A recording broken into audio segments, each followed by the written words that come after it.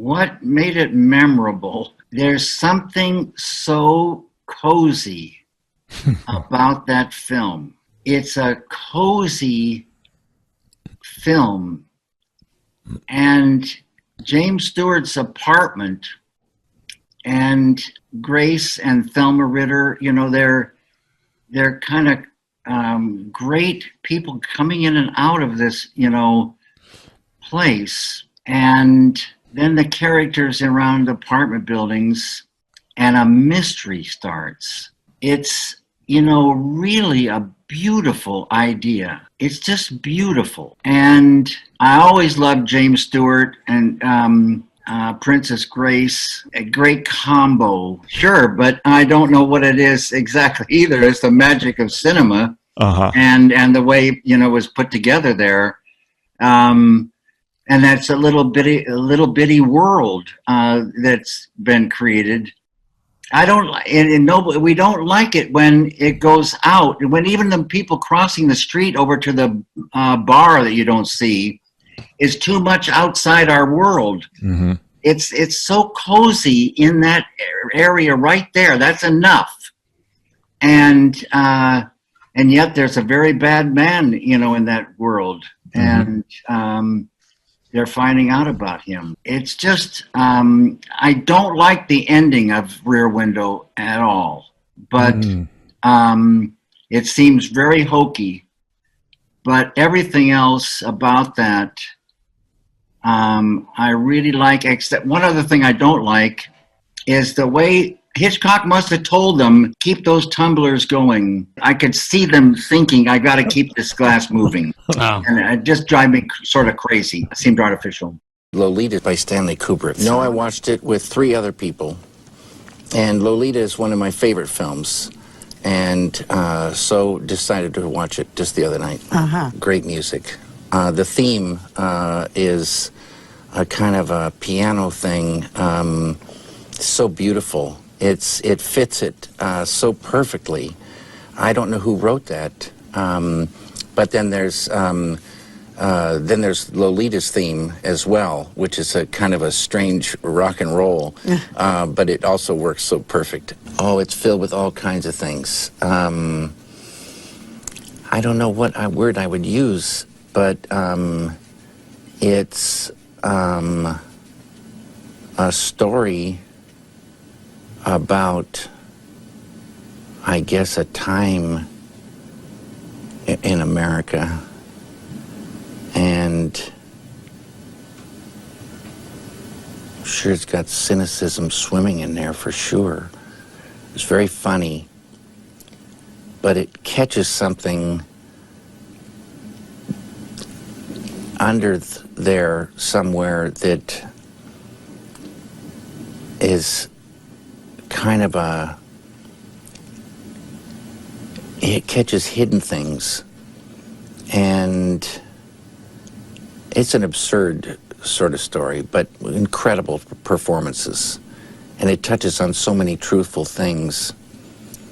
It's a great film. Well, there's, you know, Humbert is living a totally secret life, and filled with paranoia and all kinds of longings and just suffering.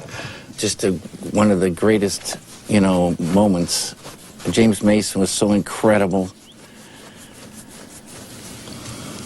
Why? What's he went, I mean, I mean, a lot of times you see something and you don't need to talk about it, you know, it's just there. And that's one of those things. Well, what makes anybody a good actor is making it real from a deep place. Making it real, not a false note. Just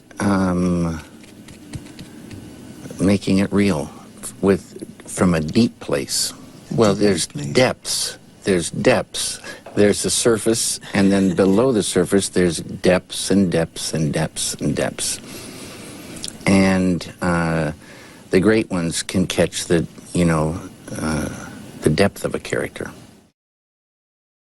I was shooting The Elephant Man, and they came and said, Stanley would like to talk to you. And I got really scared because I heard that he recorded every conversation, and I didn't want to be recorded.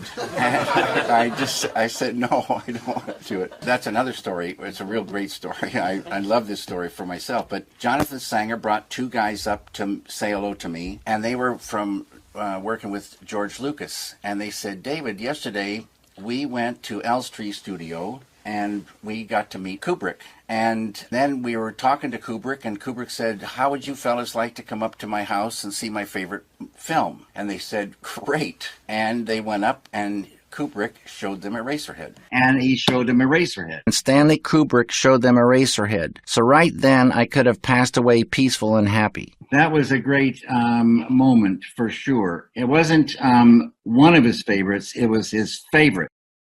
Okay, I never knew anything about Jacques Tati. I never knew anything about Mr. Hulot's Holiday. I was printing engravings in Germantown, Pennsylvania, Philadelphia, and I was printing next to Dorothy McGinnis, who we called Flash, in a carriage house, and Roger Lapel and Christine Lapel, they had upstairs there. That was their place, and Christine had been doing these etchings of animals for years, and so Flash and I would print them. And Roger and Christine lived above. We were down in the cobblestone in a stone 2 rooms down below for printing, and we had a little TV. So one day, Roger came running downstairs. He said, David, Dorothy, Mr. Hulot's Holiday's on this afternoon. And we were looking at him, and he said, you got to see this. You got to see this. And so we watched Mr. Hulot's Holiday. And after that, I was, a gigantic fan of Jacques Tati, and just think he's a genius in comedy, and comedy with a heart and understanding of human nature, and sound, incredible filmmaker.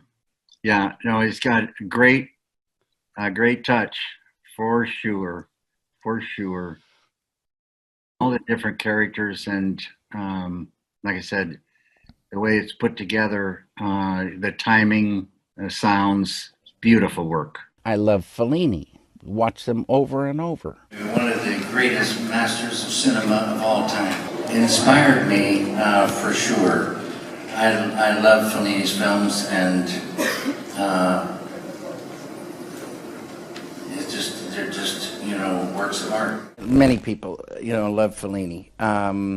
And Fellini and I have the same birthday, and so I feel like a bond with him. And I had the great opportunity of meeting him, 2 times, and what a beautiful soul and a great artist he was. I did meet Fellini twice, and Fellini and I share the same birthday, not year.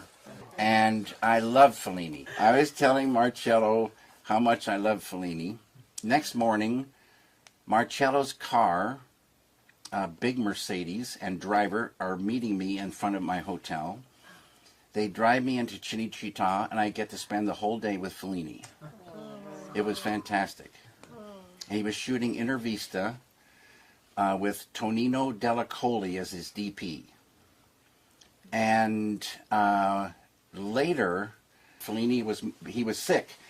He was in a hospital in the north of Rome. They were moving him to Rome. And I said, do you think it'd be possible to go say hello to Fellini? And they said, I don't see why not, David.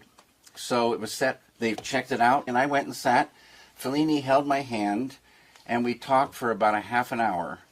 And then I said goodbye to him and said, the whole world's waiting for your next film, and like this, and off I go.